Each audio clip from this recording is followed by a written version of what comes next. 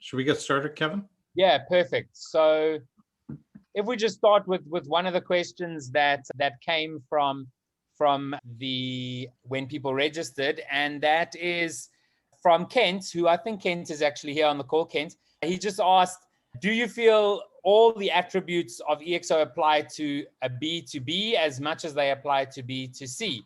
If not, which ones are not as important? And Kent, if you want to elaborate on that, you can do that for sure.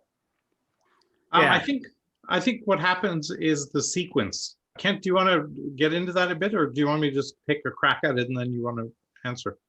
No, go ahead and go. That's awesome. Thank you. I think, when you're a startup, it's pretty clear you need MTP first, and then community, and then you start iterating, and then you create dashboards, et cetera, et cetera.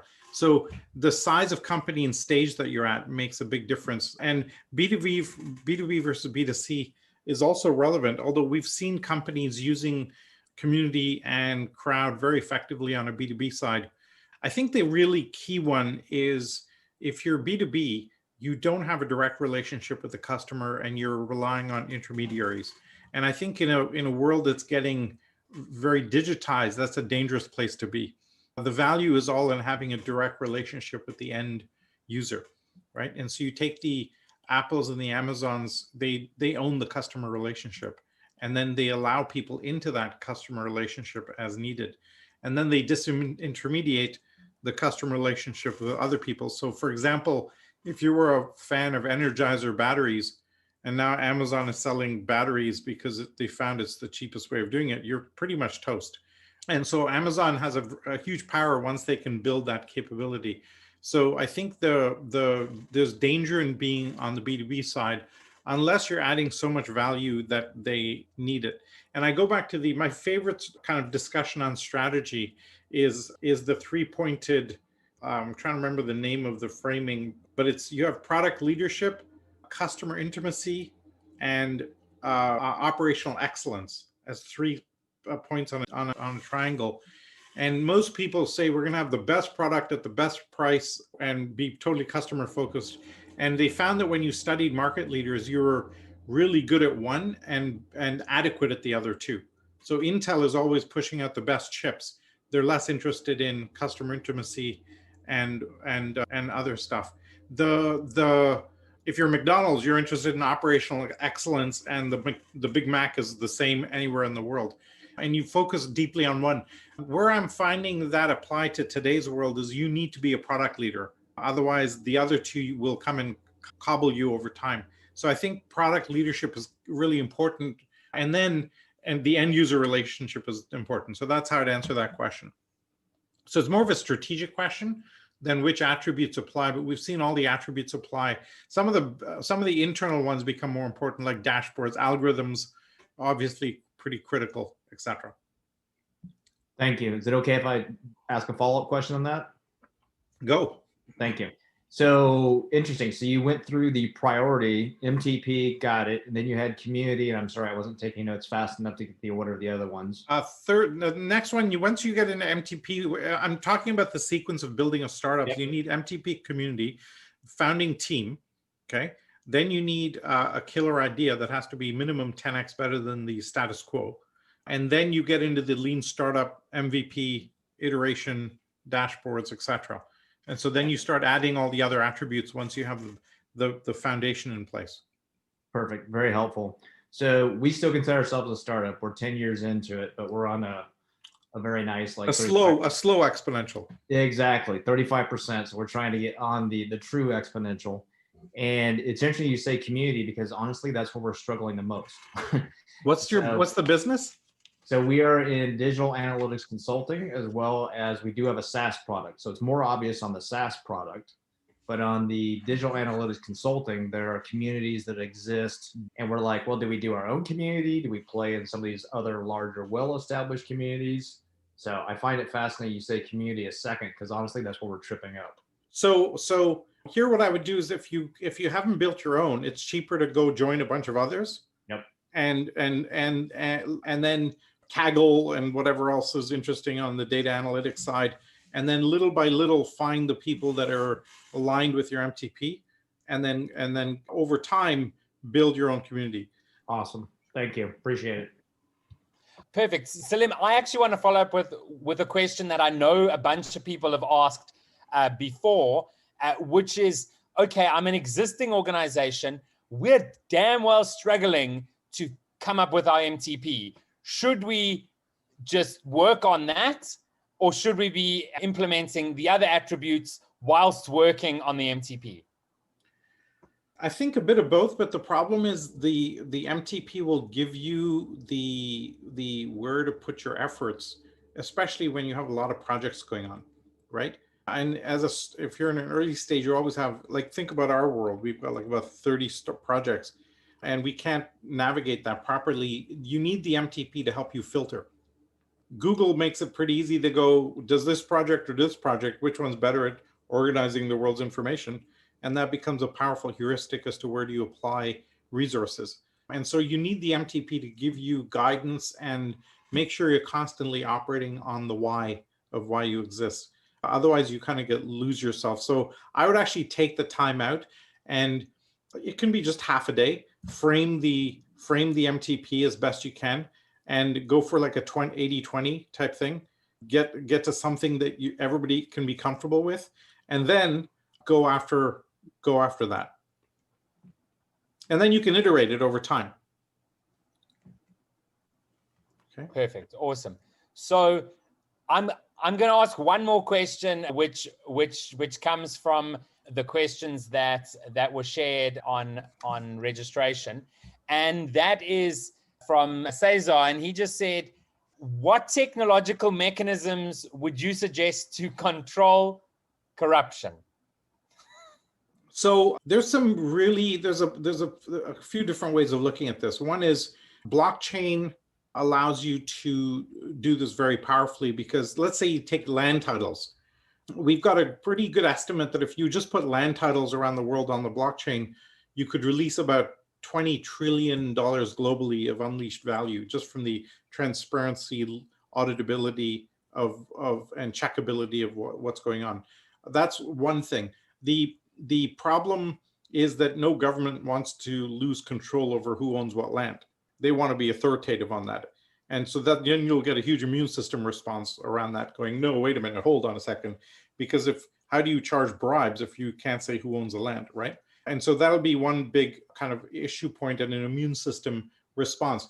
There was a corruption commission set up in Indonesia that has proved to be phenomenally successful. They were having a lot of corruption in the outer islands around federal funding and how money was used, and it was kind of disappearing. So they set up a commission to go after it, and they used a combination of public transparent accounting, public accountability, and public shaming, and customer or end user reporting. And they nailed it. They really did nail it and solved corruption in the outlying islands. They then made the mistake of saying, okay, now let's turn to Jakarta, because that's really where the heart of the corruption is. And now the government's trying to shut it down as fast as it can, because they don't want to be looking at themselves. There's other examples like IIT in India, which in one of the most corrupt places in the world, they managed to stay clean and uncorrupt. Even if you're the president's or prime minister's son, you can't get in if your grades aren't good enough. And how they've managed to do that is worth some case studies. It's kind of like the lunch boxes in Bombay.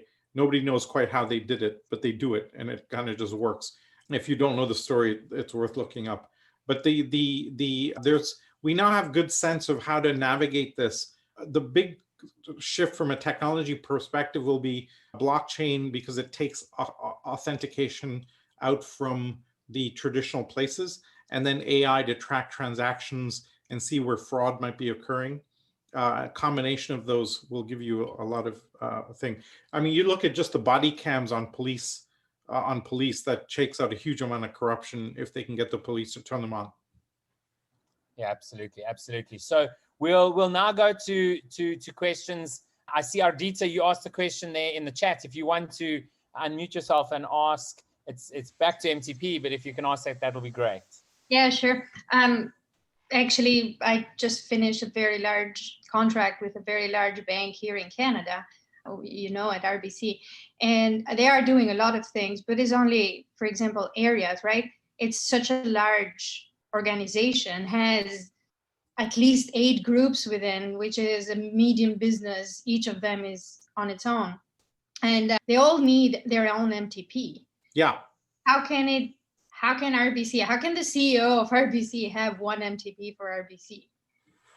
So you just need to be disciplined about it. But really, honestly, what needs to happen with these big banks is you need to break them up and have the different groups operate independently. And I'll use Google and Alphabet as the example. As Google became kind of bigger, and now they have Waymo and YouTube and lots of other pieces, they literally broke up into a group structure because the past model was that centralized functions like payroll and IT and expense management give you a lot of efficiencies of scale. So everybody went off in the 80s and 90s and built shared services centers to leverage that. And then every business had to operate on those rules. What's happening right now is the cost of transactions has dropped so low for some of these functions, there's no point centralizing it. And so you're better off splitting it up. That hasn't reached the upper echelons of that world. And it's better to break up now than to try and stay together. So in an ideal world, what RBC would do, and I know Dave Mackay and those guys pretty well, they should break up into 8 groups with each operating completely independently. That, of course, has a huge challenge in terms of stock market price and what do you do and regulatory and other things. So it depends. I remember talking to the CIO of Citibank once, this is a long time ago, and he said they had 300 different customer databases because the mortgage people hated the fact that the loans people might be interested and the savings people had to have their own database because our people are special. And it was a complete shit show from a management perspective. They didn't have a view across the customer because there were 300 different customer databases. Well, yeah, because each group has its own targets, right? Each group, and they all say my customer is totally special. And not only that, there's no way I want to share my data with you. Yeah. So essentially, they're actually running as separate businesses anyway, yet sort of hamstringing themselves. I know back home in South Africa, speaking to some executives from a bank there, they said exactly the same thing as what you have just said. But if we look back at MTP, there are examples, for example, at Unilever, where each of their brands looked at an MTP specific for a brand. So Dove, for example, had a different MTP to, I don't know what one of the other major brands is, Omo or whatever the case is.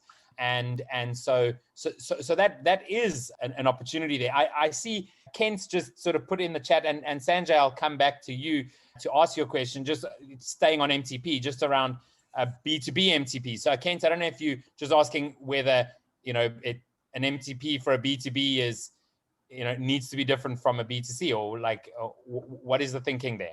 Yeah, that's exactly my question, because as we've started to dive into MTP, my CEO, who I work for, he tends to put in a clause like helping companies do versus something that's very large and aspirational that is typically direct B2C. So I'm curious if there is a difference in terms of how you approach them. So my view would be no. I think it's the same thing, because the MTP should be transformational and aspirational at as big a scale as you can dare. And that gives you the option at some point to go into the consumer facing side if you so choose.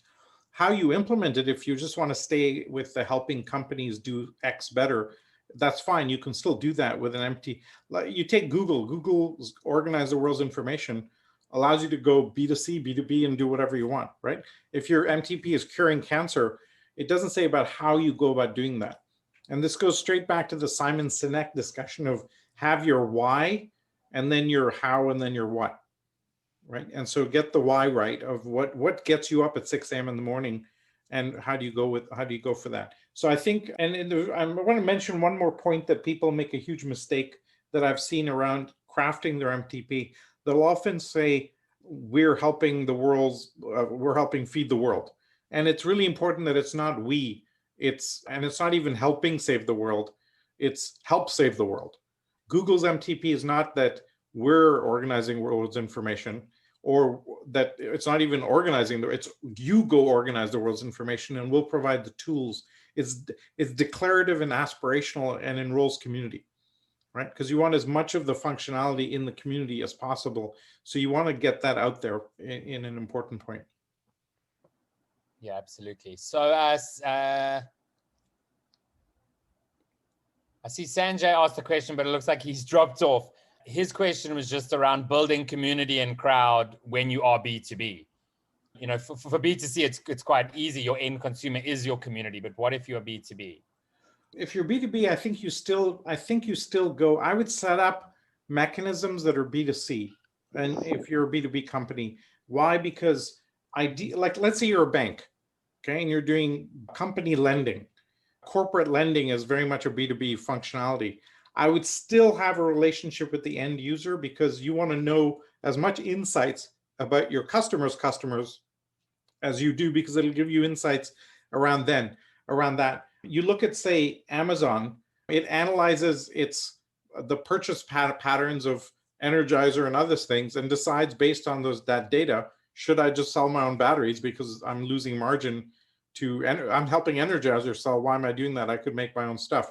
Amazon is now the biggest battery seller in the world by many orders of magnitude, so they're picking off the most lucrative items, seeing what the margins are, and then just selling them as Amazon basics, right? And so they're decommoditizing or commoditizing a whole bunch of environments and domains, which is good and bad at a number of levels. I'll mention a key point that I'm seeing happen. And I posted this in the group a while ago. We are seeing let's take financial services, for example, we're seeing a massive unbundling of financial services, right? Before you had everything happening under one bank or one entity or one financial operation. And now you have a mortgage company here and a savings loan company, a credit card company, and that's being unbundled. Where the rebundling is happening is around very focused, purpose-driven environments. So we're rebundling services around problems, which is really interesting. And I think we'll be rebundling around MTPs in the future. So we'll pick climate change as an MTP or solve climate change as an MTP, and then rebundle a whole bunch of products and services as a go-to-market offering for that problem. And so I think that's getting really interesting to watch as these things first break apart and then come together again. Now I've lost the original question. First of all, sorry, Sanjay, I completely missed your tile. I see you there. You don't have your picture up. So Sanjay, I don't know if you want to just follow up. Oh, sure. Thanks, Salim. I think the just got to question get was my head literally... around this flaming ohm that's in front of me here. Oh, sorry. I'll explain that some other time. It's going to take some time, but thanks so much, Salim. Pretty radical. My eyes hurting. Okay, go ahead. That's the intention, right? Right. So literally, just maybe a question I had. You mentioned earlier on that, you know, at the end of the day, having direct access to the customer is literally the key thing that's driving growth, right? So, you know, if one then thinks about community and crowd in B2B, what would a typical community and crowd be for a B2B organization that's on that path to perhaps get a lot more B2C or maybe shift towards B2C? You know, I don't know if you've seen that. Have you seen a lot of these organizations that were previously very much B2B orientated now shifting into the B2C framework? No, and maybe just I think it's very hard to do it because all of your processes and customer relationships, go-to-market strategies, pricing models, all is B2B focused, right? And then it's very hard to do. But the way you do it is you set up an edge EXO that's customer focused, and you build that, and you create a brand in the consumer world facing that. So let's take, I'm trying to think of a good example here. Let's say you're a food distribution company. I would still go create a food service on the edge just for consumers, just because you need that customer insight. A, you're learning from it, so you can ratify whether your customers are telling you the right things. B, you can do an end run around your customers over time and go straight to the consumer.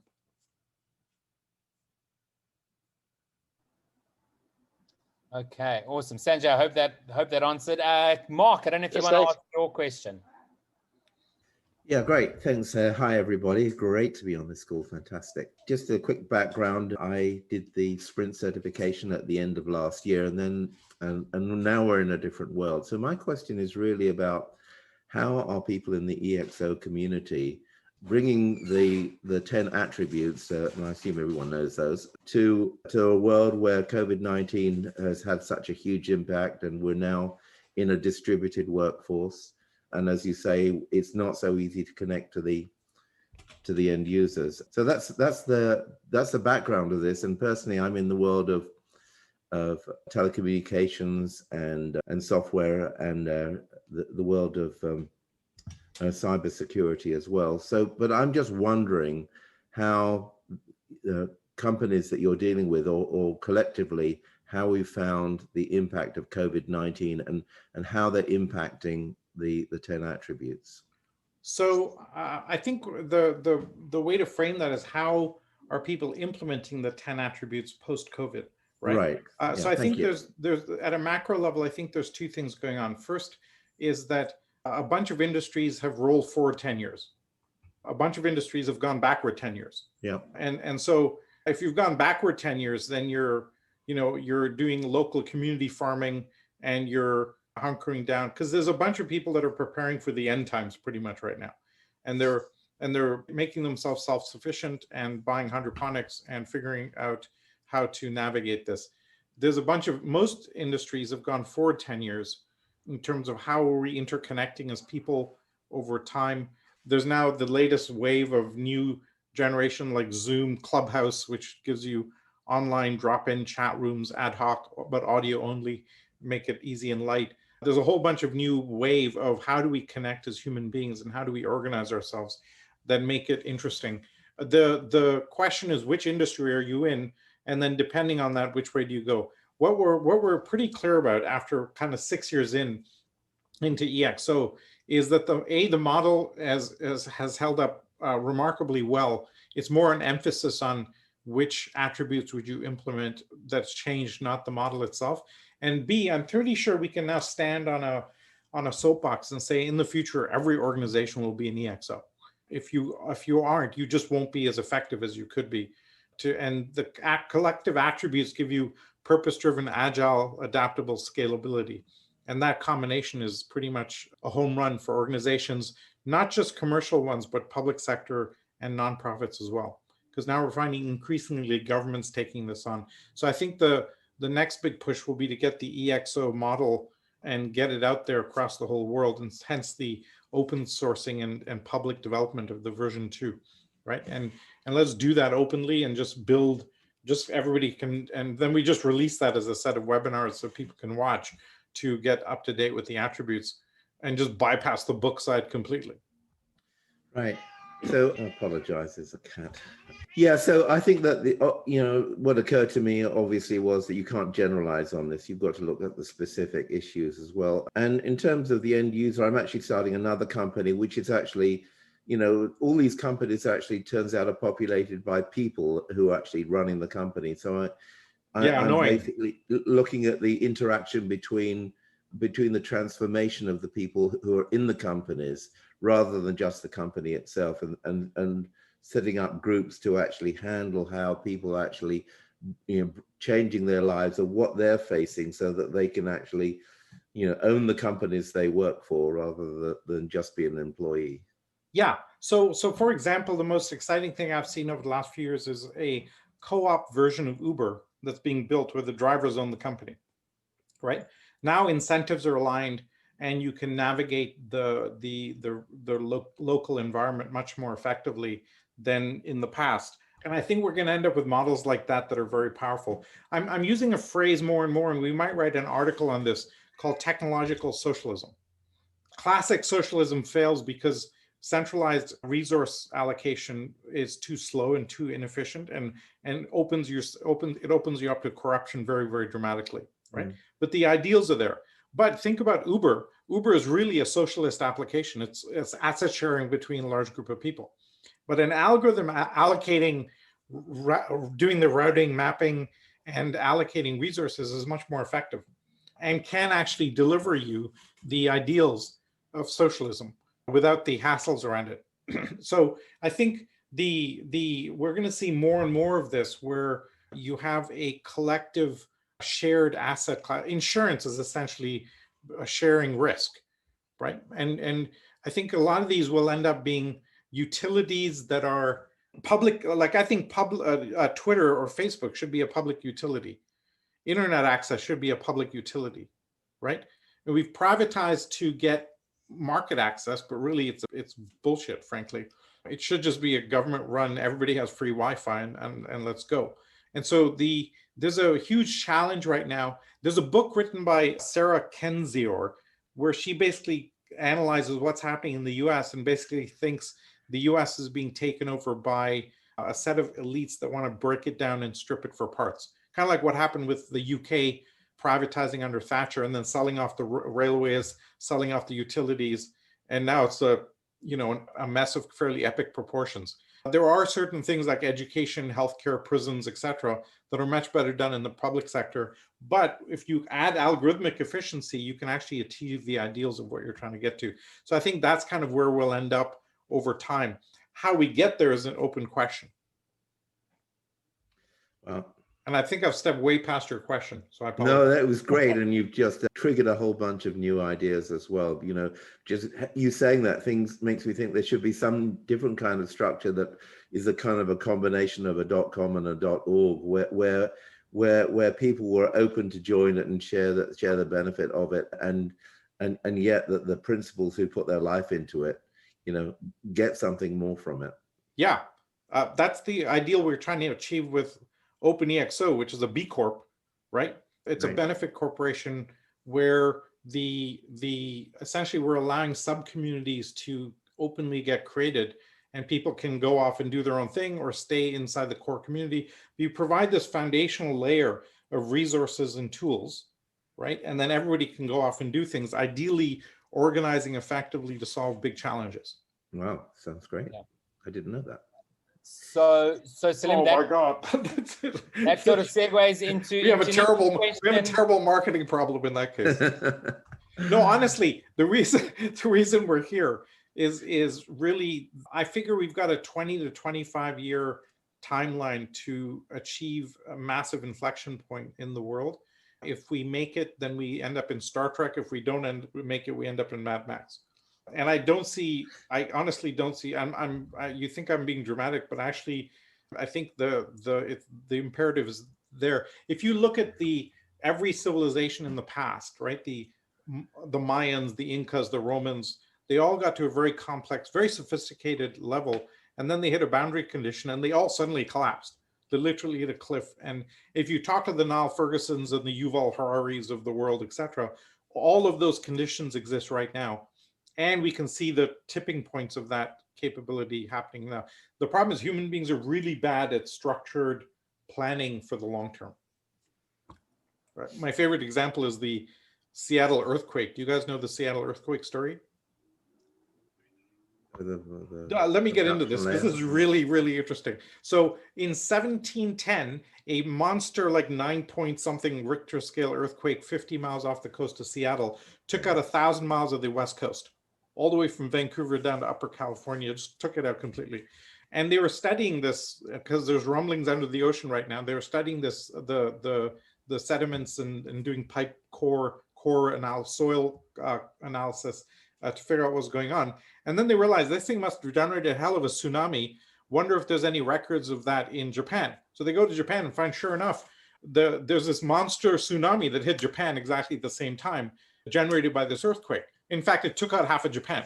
It was that big. It was that big of an earthquake. So they were about to leave and said, wow, this is great. Now we understand it better. And the Japanese said, wait, do you not know that this is a repetitive event? And they said, what do you mean? Well, it turns out that a monster tsunami has hit Japan every 250 years, like clockwork for 10, 20,000 years. And they have the records of this. So every 250 years, a stonking huge tsunami shows up across the Pacific and takes out half of Japan. And they've got records going. So they went, okay, came back to the West Coast and did analyze tree rings and whatever. And sure enough, the seismic activity is such that a stonking huge earthquake, like whatever, however big it is, enough to take out 1,000 miles of the West Coast appears. We're now 310 years since the last one. Okay. Now, now, how do you buy real estate in Seattle, knowing that at any second, but yet people go about their daily lives, et cetera, et cetera. We're really, really bad at this kind of structured black swan type of event as a species. And we have to figure that out. And if you can step back far enough, we're at that kind of massive inflection point in the world of scarcity to abundance, et cetera, et cetera. And that's where all the tension is coming from. Wow. There are two talks that I'd recommend you going looking. One is called Occupy Mail Street, which is a TEDx talk I did about 10 years ago. And the second is the Fixing Civilizations talk I did 3 years ago. So if you haven't seen those, go check those out. Great. Cool. Right, next. Next, we'll go to Nikki. And but before you chat, Nikki, I just wanted to confirm, Salim, the book you were talking about is Hiding in Plain Sight by Sarah. Yeah, she's written a few of them. She's a totally doomsday, freaky, collapse of American society, kind of catastrophic anxiety journalist. But everything she said that will happen has happened like clockwork over the last 5 years. So you kind of go, we better look at it. We better look at this. So just have a look at that. Cool. Nikki, over to you. Hi, I just want to address the community question in building communities. I've been actually a member of the Abundance community and then Singularity University on the leadership team. All of that has changed. There's been an evolution in both of those companies. One was absorbed by the other. SU is now going through a reorganization. So each of the worldwide chapters have been combined into one platform. And to me, it's kind of chaotic and confusing for now. And I'm just wondering, with EXO, how can we help? I want to help with the marketing issue where people don't really know about us yet, to convey the ideal scenario. And that is we're all interacting with each other, doing business with each other, having incentivizations with each other, and answering questions. How can you help, or how are we thinking about it? Well, I want to hear your vision, and then Okay. I'll put in 2 cents on how to help. Okay, can I share a diagram real quick? Let me open it up. So vision.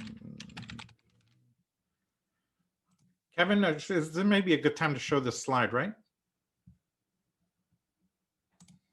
We've lost Kevin, he's muted, but I'm going to do it anyway. Sorry, I was muted. Yes, Okay. you can share your screen, Salim. Let me show you this thing. This is the vision that I'm now operating against in terms of what I want, what I think we need to achieve. And this is a whole scale transformation of our global society. So there's 3 phases to this: discover, consolidate, deploy. On the right, we're very city centric because we think cities more so than nation states are where the world are going to be the organizing granularity for human society for this century. City spelt with an X for no particular reason, by the way, it's just for the hell of it. Okay. On the left, what you have is what I call 20 Gutenberg moments, which is all the SU style breakthroughs. And those yield topics and speakers that we will talk about at EXO World events. We've got the one coming up in a month and 4 weeks on parenting, which, by the way, we may have just confirmed. Well, there's some massive celebrities that may be interested in coming on board that will release as we know.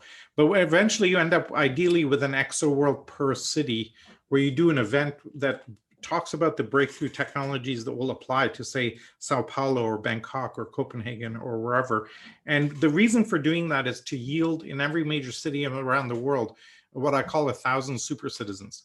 And I want to create my vision would be that we somehow figure out how to create in every major city 1,000 young, future-focused folks that are super activated. And I would think about this group as a combination of the SU, X Prize, EXO, Davos Young Global Leader, TEDx, YPO communities, right? If you kind of intersected that Venn diagram, you'd have that execution-oriented, young, et cetera, let them vote up and down what problems they want to see solved. And along the middle here, you have breakthroughs that are yielding startups like the Ubers and Airbnbs and whatever, that we can then say, here's what's happening. What do you want in your city? And along the bottom are the future of institutions. How do you solve for the future of education or healthcare or journalism or whatever? And that we're actually designing a sprint for the future of an institution. We've solved for the private sector, big company sprints. We've solved for public sector. And now we want to figure out education. And that's kind of essentially what we're working on. And underneath this whole thing, you see the OpenExO platform and the Exos token. The idea is that we create an open, decentralized platform where people can find the resources to get some of this stuff done, and essentially do it in a way that's not trying to own it. The problem that we have with, say, TEDx or Davos or SU is they try and own the thing. And that's a scarcity mindset that's not going to work. What we want to do is create an enabling platform that allows people to operate how they feel, open source tool set so people can pick it up and run with that tool set and apply it with their passion in mind to the community they want to create, and give them the tool set to do that. The token then gives you the binding means of interaction and value exchange across that ecosystem. So that's the play that we're going for. Bluntly, I think when SU turned into from a nonprofit to a B Corp and got venture funding, that was a big part of the problem, because now you need 10x returns and you start going after big swinging markets, and it's not easy to do. And the original ethos was not set up for that. And so that's the challenge. Now everything has to be owned and controlled and et cetera, and you end up in a mess there. I'm on the board of XPRIZE with Peter, and so I understand the XPRIZE world pretty well. And they've gone through their own machinations of prizes to solve problems at one level. The board discussion at XPRIZE right now, should we be solving problems or should we be being aspirational, right? Like the Ansari XPRIZE was aspirational. It didn't solve a global challenge, but god dang it, it garnered attention. And now we have a $2 billion commercial space industry that didn't exist before. And so let's focus on grand challenges and grand opportunities, not just challenges, right? And so when I think of what's happening, so I'll give you my 4 quick observations about the world. One is we have 20 Gutenberg moments hitting us all at the same time. And that are all CRISPR, solar, drones, autonomous cars, blockchain, you name it. Those, number 2 is that breaks every institution by which we run the world. I can't see one that survives it, in fact. Number 3 is our current leaders clearly can't cut the mustard and aren't trained for this. And number 4 is that most of the action is happening at the city level. If that's the case to any extent at all, then we need to recreate all of our institutions at a grassroots city level with emergent properties. And so how can we enable that and create the platform? Because what we found in the past is when a civilization collapses, you end up in like 400 years of the dark ages, right? And how can we fail over elegantly into new structures that allow us to continue where we go? And we have the magic of the fact that abundance is coming very quickly. We'll have energy abundance very shortly, water abundance is around the corner, et cetera. And that enables a whole bunch of thinking, but that challenges completely fossil fuels and capitalism and other old structures. The model from Lawrence Bloom that spoke at EXO World is the best one I've heard. He said fossil fuels and capitalism were like the booster rocket for humanity, getting us out of the gravity well of tribal scratching in existence out of the bare earth. But with a booster rocket, when you get to a certain altitude, you better jettison it and go to a lighter craft, right? And we're in that transit. If you hold on to it too long, you get dragged back down. So that's why I frame this as Mad Max and Star Trek. So if we navigate this properly, we'll kind of go outward properly and do the kind of evolution of conscious thinking. And most people, a larger percentage of people operating at the top of Maslow's hierarchy. And if we don't, we're basically hiding in our backyard with guns. And the Tiger King insanity is a great example of that. And if you don't know the connection to Tiger King, I can explain it. So do you see the city organization as still being a regional thing? Because I think with COVID, we've found that we don't really need to have borders anymore. I mean, I don't do business with people in my own city half the time. You don't, but you still need to go buy food locally, right? And human beings are still deeply emotionally tribal. And until we figure out how to reroute that brain wiring, like I was on a debate with Randy Zuckerberg of Facebook a few years ago, and the debate was, are social networks good for humanity? And the obvious answer was yes. And I said, well, my problem with it is it's great that we've connected the world. That's great. But the problem is if you take the dynamics on Facebook, those are like high school dynamics, thumbing up, thumbing down, friending, unfriending, cliques, etc. We've taken high school and made it, put it on the internet. This is not a great evolution. I won the debate, but then the moderator said, how many of you will continue using Facebook after this debate? And 99% said yes. So I think we need to now step past that into new forms of organization. It really requires a rewiring of our limbic system to do that, which is not a trivial matter. Okay, so my original question was going to be about the token economy and how that evolves and becomes mainstream. So I guess if you could share your vision on that. Happy to. So there's a book called The Price of Tomorrow, written by Jeff Booth, one of our people. He was the chairman of YPO Vancouver. And he made an interesting observation that set him on a quest. And the observation was in 2015, we had 50 trillion in global GDP and the world was 185 trillion in debt. Sorry, 150 trillion in debt. Roll forward to beginning of the pandemic, we had 85 trillion in global GDP and we're 200 trillion in debt. No, sorry, 300 trillion in debt. So basically the observation he made for every dollar increase in GDP, we're creating $4 in global debt today. This is not a good equation. Go to any bank and say, can you lend me $100 and I'm going to be $400 in debt at the end of this, and see how fast their reaction is, right? But because of our systemic structures, this is where we are. This entire economic recovery since the 2008 crisis has essentially been from printing money. We've just deflated global currencies by another 30–40% by printing money to pump up the stimulus of the economy. So that bubble has to burst. He thought there were two things that would burst that bubble, either cryptocurrencies or technology deflation. And obviously a combination. And COVID could be that triggering factor, because we'll start to see the cascading effects of that, commercial real estate, et cetera, operating. You know, money is just not flowing through the system like it used to a year ago.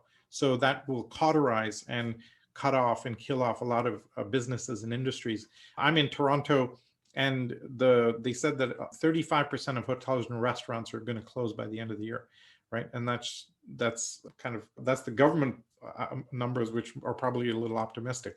And so this transformation is coming. Cryptocurrencies, especially local cryptocurrencies, give us a powerful model. It turns out that 80% of all monetary transactions are local. Not the number, but the amount of, like, you're buying food and you're getting a haircut, or you're getting a coffee.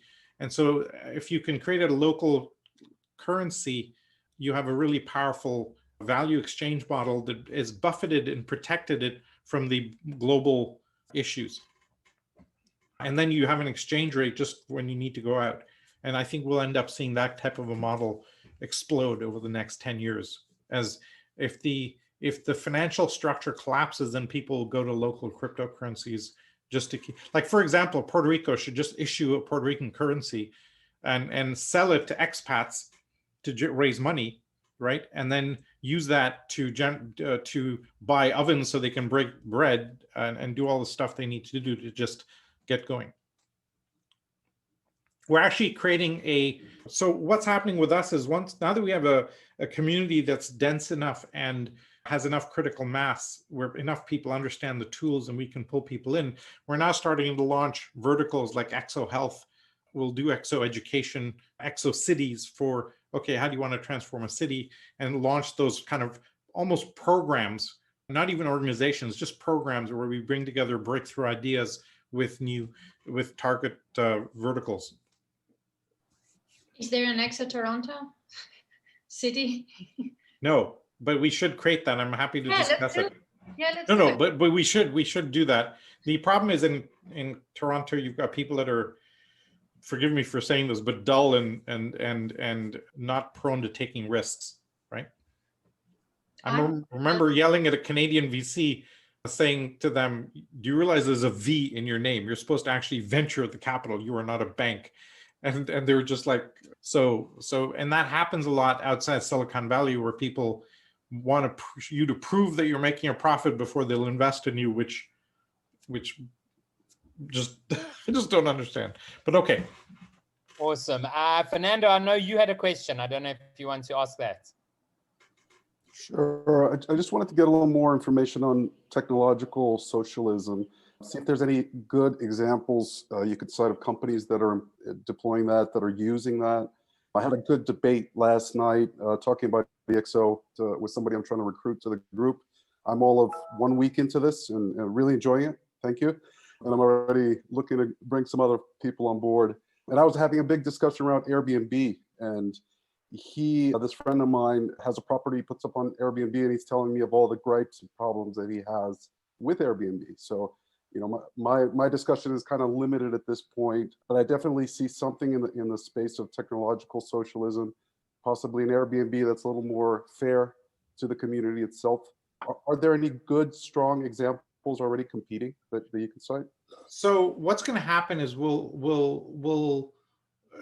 here's the mistake that I think that's happening in the current wave of companies, right? So you had the first wave of the internet with Amazon, Google, Facebook, etc. And they got unbelievable valuations, and they could create a kind of it was a winner take all mentality. You have one search engine, you end up with one auction site, you end up with one e-commerce site, and so on. So you have folks like SoftBank going radically into new areas, saying, let's create that same type of a monopoly in a decentralized world. The challenge I have with that investment thesis is once you get into the physical world, like food delivery and scooters and Airbnb and Ubers, etc., the supply side, you can't control the supply side as a monopoly. The minute you say scooters are allowed in a city, 18 brands are there instantly littering every corner, right? So how do you get a monopoly on the every Uber driver in LA also drives for Lyft, right? So you already have commoditization on the supply side. On Airbnb, there's no reason why any host doesn't go with Airbnb and Couches for Tomorrow and 5 other sites. So it becomes a commodity very quickly. So the margins won't be there. So I predict that these big venture-backed efforts will fail. And then what do is people will just band together and create their own local versions of it. The other side is people, once they see an Uber rising, will create a local version of Uber in Dubai or Germany and try and sell it to Uber very quickly and get to their get market capture in their local market quickly. So I think those types of offerings will start to pop up, and the co-op based version where the ownership has materially with the drivers or with the local owners, property owners, will be the way where we'll end up. And frankly, if nobody's in Miami, there's one being created. There was an effort in London to create a cryptocurrency blockchain-based Uber. It failed because the guy who created it ended up becoming a bit corrupt, is my understanding. You have to do it with a altruistic streak, right? It has to be a benevolent reason. You can't do it from that kind of thing from a money extraction perspective. In Miami, I'm in touch with a group that's creating a co-op version for Uber. And once that model type starts to kind of go, it'll really go. Yeah, but all the, in fact, sorry, one last piece. All the EXOs are basically, that's where this model will end up, because the heart of an EXO, and we'll have a rich discussion on this with the open webinar on Thursday, is the definition of an EXO will end up being that you take out the marginal cost of supply. We've learned on the internet, you can take out the marginal cost of demand with online marketing, viral marketing, whatever. And the internet allowed us for the first time in business history to acquire customers at no cost, right? Kind of magical on the demand side. But EXOs hit the supply side. And the marginal cost for Airbnb to add a room to their inventory is near zero, right? If you're Hyatt, you have to build a hotel. So this is kind of a challenge. So in domain after domain, industry after industry, we'll have market entrants and EXO startups entering where the cost of entry is marginal cost of supply is zero or low. And that'll totally take out the incumbents. So that definition is the one to key off. This is what breaks capitalism, is when you can have low market cost of supply, then you've got nothing, right? I was talking to one of the big accounting firm partners who managed the transaction with Github. Microsoft bought Github for $7.5 billion, okay? $7.5 billion, no assets, no workforce, no intellectual property. It's unbelievable. The guy's like, I don't even know what to put on the balance sheet. Like, I'm totally freaking out because I have to justify this and how the hell do I justify this kind of a purchase price when they've got nothing in there? Nothing from an old perspective. What they have is community and transactional volume and an MTP and incredible power, 30 million developers relying on it, and massive impact on the world, right? Yeah. So we'll figure out ways of valuing that and accounting for that, which will be a really good discussion. Perfect. Thanks. Awesome. So thanks, Salim. We have come to the almost the top of the hour, and so what I will say is thank you to everybody for being here, for the questions. These are always super interesting. Do join on Thursday for the EXO version 2 event.